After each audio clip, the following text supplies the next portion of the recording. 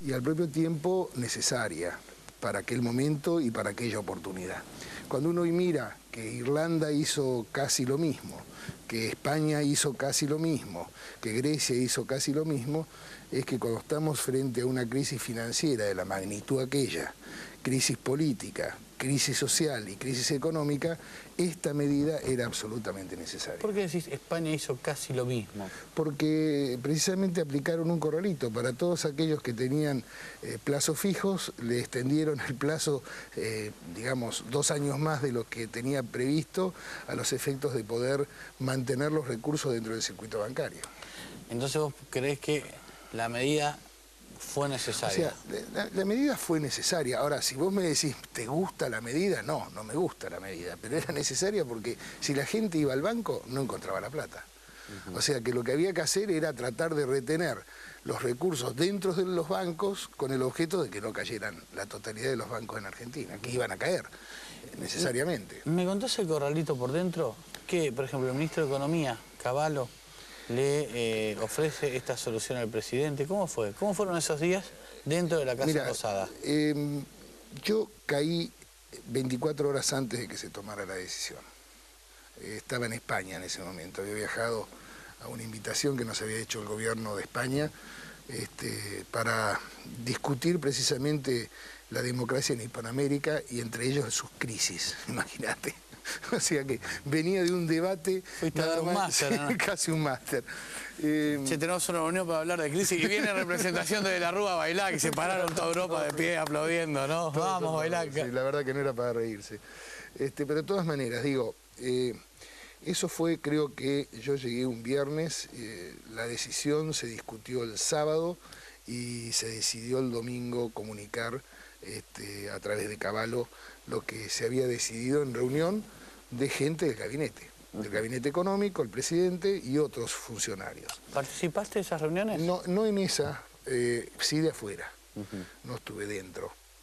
Pero conozco de alguna manera las discusiones que se suscitaron, porque no todo el mundo estaba de acuerdo con la medida que Cavallo iba a implementar. Muchos sostenían de que el monto que había fijado Cavallo para retiro era muy exiguo, que había que dar un monto mayor. ¿250? 250, ¿verdad? Pero luego a los 4 o 5 días se aumentó a 500, creo.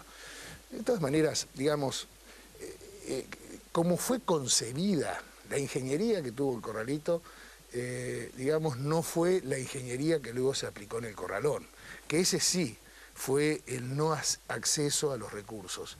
El corralito, vos tenías acceso a los recursos a través de las tarjetas, digamos, de la bancarización. Incluso hasta podías hacer operaciones de venta de un departamento o compra de un departamento y se pagaba a través de los bancos. Es decir, había posibilidades de acceder a los recursos. En cambio, en el corralón... De usar los recursos, más que de acceder. No de acceder. Yo terminé con un palio gracias al corralito. Bueno, por eso los usaste. Sí, pues... Los usaste. Sí, pues me echaron muy pronto de casa y me fui con el palio, pero básicamente quizás hubiera preferido usarlo para otra cosa, ¿no? Naturalmente. La verdad que fue una medida antipática, que le cayó muy mal a la gente, naturalmente. Hubo episodios dolorosísimos de gente que no podía acceder a los recursos y alguno perdió la vida, ¿no? Como fue el caso de mi amigo, el periodista, ¿cómo se llamaba? Doble apellido, que falleció de un problema coronario. Pero caramba, bueno. De todas maneras, digo que este tipo de cuestiones que se vivieron fueron realmente antipáticos. Y la gente, bueno, no lo tomó con alegría, por cierto, y pataleó. Y bueno, ahí llegamos al 19, ¿no? Sí, ahora, ¿cómo...? A ver, ¿y cómo se llegó a su vez a esa instancia? Por ejemplo, los bancos que tenían a su vez alguna casa matriz, aunque después nos enteramos cómo era la relación, nos enteramos que eran primos y no parte de una misma familia, ¿no?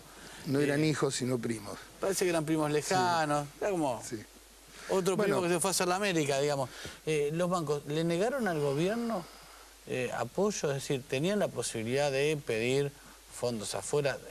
¿Cuáles fueron las mejor que hacer hipótesis, yo es mejor preguntarlo, por cierto. ¿Cuáles fueron las cartas que intentaron jugar desde el gobierno antes de jugar la del corralito? Mira, en el mes de julio del 2001, el gobierno no pudo tomar ni crédito internacional ni crédito interno. Fue el momento en que la tasa de retorno de los créditos que el Estado argentino pretendía incorporar a sus finanzas superó el 14%. Creo que le habían pedido algo así como el 17%. La tasa de riesgo país era enorme, la situación financiera, por cierto, era aguda, de una crisis seria. Había llevado al gobierno a tomar decisiones como bajar los beneficios jubilatorios, como captar porcentaje de los salarios. Digamos, no había financiamiento, es decir, el Estado estaba desfinanciado. Y la convertibilidad era un mecanismo de carácter económico que solo funcionaba si el dólar y el peso estaban a la par. En la medida en que hubiera menos dólares digamos que pesos, íbamos a tener problemas. Y eso es lo que fue consumiendo al gobierno en sus decisiones, porque lo llevó al déficit cero, recordarás la ley del déficit cero, que no fue por una cuestión ideológica, fue por una cuestión necesaria. Es decir, si teníamos déficit, no aguantábamos. Y si paráramos el déficit, teníamos posibilidades de funcionar.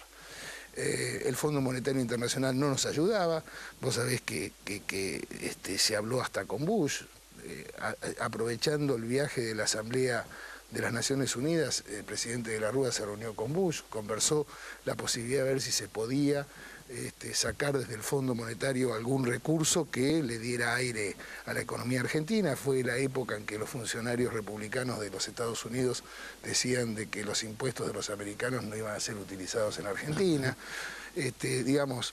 Y en ese momento en el país había dos líneas bien claras.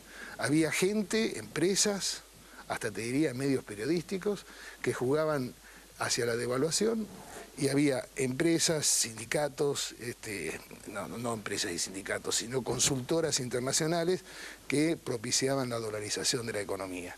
Y el gobierno iba en el medio tratando de que, digamos, ocurriera lo que Cavallo había previsto en la modificación de la ley de convertibilidad, que era que el euro tenía que emparentarse con el dólar y a partir de ahí había una devaluación. No llegó ese efecto ocurrió en el febrero del 2002, recién el euro superó al dólar, y ahí la canasta de monedas hubiera podido entrar a funcionar. Ya en ese momento no era necesario porque había existido la devaluación. Yo te voy a hacer algunas